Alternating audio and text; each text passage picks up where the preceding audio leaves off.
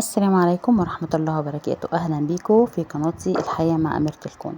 وحشتوني جدا، متنسوش بقى تحطوا لايك كده، شجعوني عشان استمر معاكم بأمر الله، كل يوم انزل لكم فيديو. تمام.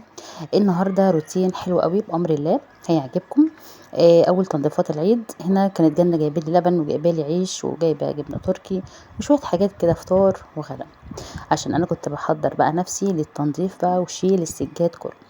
هنا بقى كنا بنظبط التليفون. هنا كنست السجاد، وبعد ما كنسته نفضته في البلكونه. هنا عايزه اقول لكم، انا السجاد دوت خفيف جدا لشيله وحطه حلو قوي، مش متعب يعني. كنت حاطاه في العيد الصغير، كان محطوط طبعا مغسول ونضيف، ولحد دلوقتي نضيف، بس كان محتاج تنفيضه حلوه. تمام. فهنا كنت زي ما انتم شايفين كده بنضفه، وحطيته بقى على الجدار، نفضته كده تنفيضتين. بصوا النهارده كده عايزين نتشجع مع بعض. بصوا يعني الواحده حتى لو كسلانه كده، سمي بسم الله وقومي وتوكلي على الله. انا شايله المفارش كلها بتاعه الانتريه، غسلاها وشايلاها نظيفه.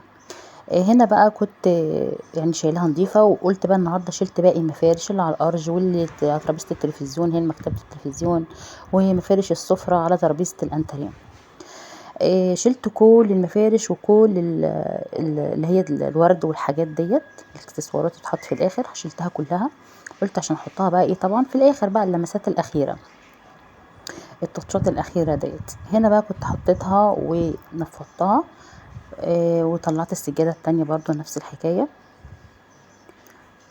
يا ريت بقى اللي يعجبه قناتي يا ريت تنوريني، عشان خاطر نبقوا كتير جدا كده نوصل للحلم اللي احنا بنتمناه بأمر الله. بس أهم حاجة صلوا على الرسول، اللهم صل وسلم على سيدنا محمد عليه أفضل الصلاة والسلام.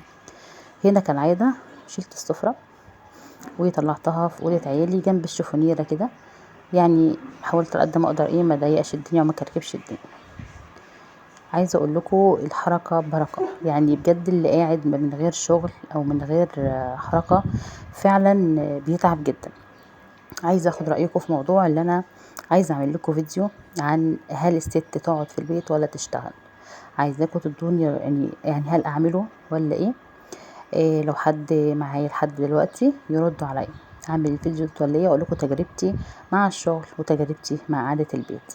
وطبعا كتير مننا هنستفاد، بجد كتير منكم هتستفادوا جدا.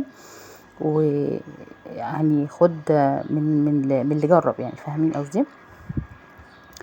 بس فهنا بقى ايه، عايزه اي حاجه انفض بيها ده، ما لقيتش الفوطه اللي بنفض بيها، رحت واخده التيشيرت ده، نفضت الانتريه. وبعد كده بقى هنا بقى ايه بغير، بظبط بقى الدنيا بقى.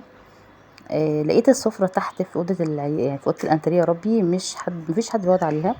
فروحت بقى ايه قلت اطلعها فوق. بصوا هو الشقه اللهم صل على النبي، يعني محدش بقى يعيب، دي شقتها مش للدرجه اللي هي تطلع تعمل روتين، لا. حتى لو مش للدرجه، ادينا بنشجع بعض وهي الحمد لله احسن من مفيش طبعا. العفش طبعا لو لقيته حاجه كده مكسوره ولا حاجه فمعلش بقى الله المستعان. هنا بقى السجاده بتاعت الاوضه شلتها برضو، كنستها كنسه حلوه وشلتها حطيتها في البلكونه. وهنا بصوا التراب طلعته من تحت السجاده، معرفش بقالي يجي ممكن اسبوعين ما شلتش السجاده ديت. فطبعا انا على طول اول ما بصحى من النوم بفتح البلكونه وبفتح الشيش. الشبابيك عندي بلكونه وشباكين، واحده في الانتريه وشباك في اوضه النوم، يعني بفتح اكتر حاجه البلكونه وشباك الانتريه.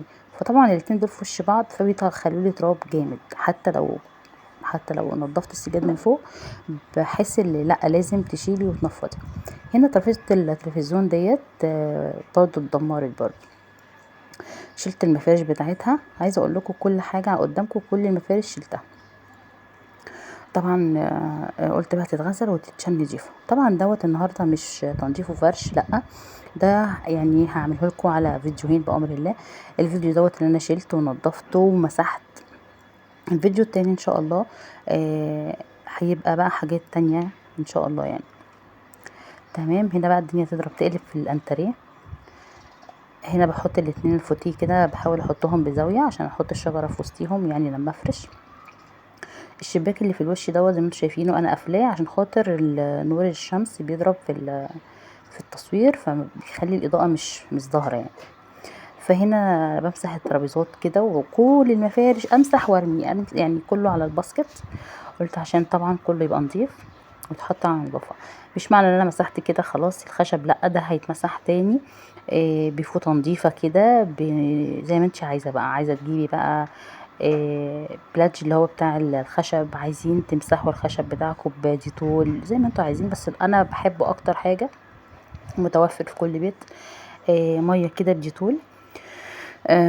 بيدي ريحة حلوة قوي للشقة، بينضف وبيعقم، ده غير طبعا بتسيقي بيه. فهنا بقى ايه زي ما بقول لكم، المرايه ديت عايزه اعمل لها مسمار في الصاله هنا في اوضه الانتريه هنا. آه فعايزه احط لها مسمار يعني واحط عليها المرايه، بحيث انا قلت ايه مكان الشجره اللي في الحيطه دي، مكان البتاع اللي في الحيطه دي اللي هي عامله زي الشجر. قلت احطها يعني وتدي اضاءه حلوه للانتريه، وفي نفس الوقت تحسي اللي هي يعني عايشه منظر حلو. المرايات على فكره بتدي يعني بتحسي بوسع يعني، اي مكان تحسي اللي هو ضيق حطي فيه مرايه كده مع ديكورات خفيفه مع حاجات فرش ابيض، صدقوني بيدي شكل تاني خالص. هنا بقى جنة كانت بتشيل الحاجه اللي على الشوفونيره، وبعد كده بقى رحت زي ما انتوا شفتوا كده هروح نقلاها يعني مغيره الديكور خالص، او مغيره النظام يعني بمعنى اصح. بصوا عايزه اقول لكم هتقولوا ليه دايما بتشيلي وبتحطي؟ يا جماعه صدقوني بيبقى افضل كتير للنفسيه يعني يعني الروتين بيخلي الواحد ممل. تمام. انا مش هطول عليكم، اهم حاجه تصلوا على الرسول، تحطوا اللهم صل وسلم على سيدنا محمد عليه افضل الصلاه والسلام. عايزاكم تصلوا على الرسول كتير في الكومنتات، عايزاكم تقولوا لي رايكم في الفيديو اللي انا عايزه اعمله. الفيديو اللي هو عايزه يعني بفكر اقول تجربتي مع الشغل وقعدات البيت. تمام. فبامر الله ان شاء الله يعني يعجبكم بامر الله. هنا بقى حطيت الازاز بتاع ترابيزه الانتريه وشلت ترابيزه الانتريه عشان انا عايزه الشقه متهويه، وبحيث ان كل يوم اعمل حاجه فيها، شويه شويه انضف الحيطان، شويه ادعك الارض، شويه اغسل البيبان، حاجه حاجه كده عشان خاطر نفرش على النظافة بأمر الله. وفي نفس الوقت كل الطاقة السلبية بتروح في تنظيف البيت. بجد أي حد عنده طاقة سلبية طلعيها في تنظيف البيت. أي مكان فيه كراكيب طلعي الكراكيب كلها، امسحي تحتيهم، حطيهم بنظام، هتحسي براحة نفسية. حطوا اللايك بقى وقولوا لي رأيكم قبل ما أقفل معاكم. هنا كانت جنة مسحت الأرج وشالت المفارش برضو بتاعت الأرج، حطيناها في الباسكت عشان كل ده بأمر الله هغسله بقى. وسبتكم في رعاية الله، والسلام عليكم ورحمة الله وبركاته. سلام.